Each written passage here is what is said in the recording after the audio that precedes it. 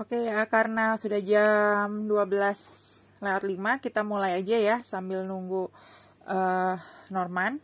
Nah, kita lihat di sini, kita sekarang udah masuk ke film chordata ya. Film chordata itu artinya film yang bertulang belakang gitu ya. Nah, bisa dilihat di sini ya, mana aja yang termasuk chordata bisa dilihat. Nah, ini ada chordata yang bertulang belakang, vertebrata ada yang chordata yang tidak bertulang belakang, yaitu invertebrata ya.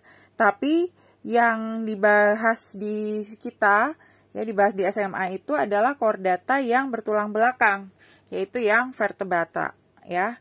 Nah, vertebrata itu nanti ada terdiri dari 5 kelas, yaitu Pisces, terus amfibi, terus reptilia, ya, terus habis itu aves, dan terakhir adalah mamalia. Nah, sekarang kita lihat dulu kelas Pisces, berarti kelas ikanan ya. Jadi semua yang termasuk ikan itu masuk ke dalam kelas Pisces.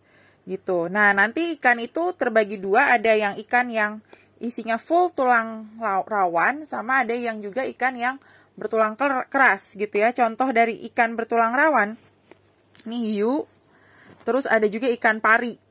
Nah, di sini ya. Nah, sekarang kita lihat mana contoh kalau yang ikan yang tidak bertulang rawan, kita lihat.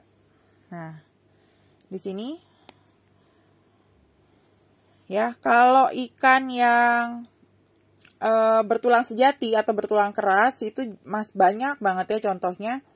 Ikan mas, ikan makan, ikan lele ya. Semua pasti kan duri-durinya itu kan keras. Nah, itu pasti dia masuknya ke dalam ikan bertulang sejati gitu ya. Kalau tulang rawan itu tadi contohnya lebih sedikit, contohnya seperti hiu dan si ikan pari. Terus sekarang kita masuk ke dalam kelas amfibi ya, katak, yang termasuk katak, kodok gitu ya, itu adalah masuk ke kelas amfibi ya.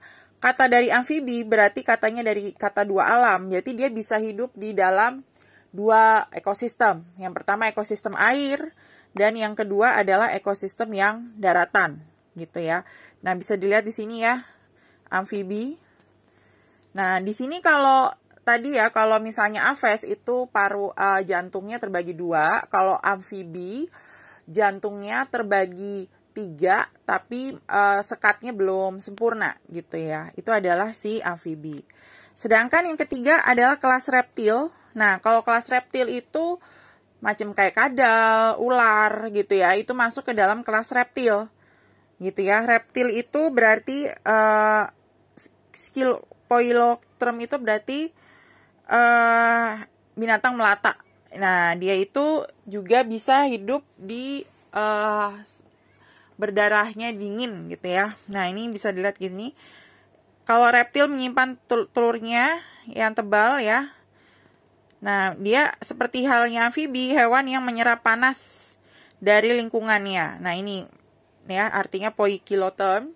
Jadi dia menyerap panas dari lingkungan, jadi makanya dia bisa di dua habitat ya, bisa di air juga, kayak buaya misalnya, bisa juga dia nanti di darat gitu ya. Kalau semacam aves dan manusia itu masuknya ke homo iterm, artinya dia cuma bisa satu ya, cuma bisa satu hidupnya. Ini bisa kita lihat lagi, ini reptil ya, contoh reptil. Terus yang keempat adalah aves. Aves itu adalah unggas.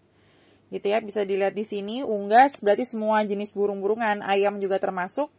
Biasanya memiliki sayap, tapi ada juga sayap yang bisa dipakai untuk terbang, ada yang tidak bisa dipakai untuk terbang. Itu adalah kelas aves, bisa dilihat di sini ya. Nah, kalau aves itu juga dia sudah memiliki 4 ya, 4 jantungnya itu sudah terbagi menjadi 4, tapi belum sempurna seperti mamalia. Nah, sekarang kalau kelas mamalia itu yang banyak ya, yang kita termasuk manusia juga masuknya ke dalam kelas mamalia. Mamalia itu artinya dia menyusui ya, dia memiliki selain mamalia itu nggak ada yang menyusui ya. Jadi yang memiliki kelenjar susu dan bisa juga menyusui itu adalah kelas mamalia. Ciri-ciri dari mamalia, memiliki rambut, memiliki kelenjar susu ya, sudah pasti. Nah, ini macam-macam ya, mamalia itu dia cuma satu suhunya ya, tidak poikiloterm, jadi dia nih disebutnya homoiotum. Tadi Miss sudah bilang ya, homoiotum itu artinya dia cuma satu, dia nggak menyerap panas gitu ya. Jadi dia cuma bisa hidup di darat gitu ya, kebanyakan, yaitu mamalia. Ini contohnya ya, adaptasinya, terus memiliki banyak sekali ordo-ordo. Contohnya misalnya yang berparuh ada, contohnya platypus, terus ada karnivora, ada rodentia, ada cetacea ya. Yang mamalia air ya, jadi nggak cuma homoiotum tuh nggak cuma dia bisa hidup di darat, tapi bisa juga ada yang hidup di air, contohnya ikan paus. Nah, cuma dia nggak bisa hidup di dua tempat dalam waktu bersamaan. Terus ada yang bersayap, contohnya kelelawar ya. Rodentia itu hewan pengerat, contohnya tikus. Terus karnivora pemakan daging ya. Kita lihat lagi selanjutnya.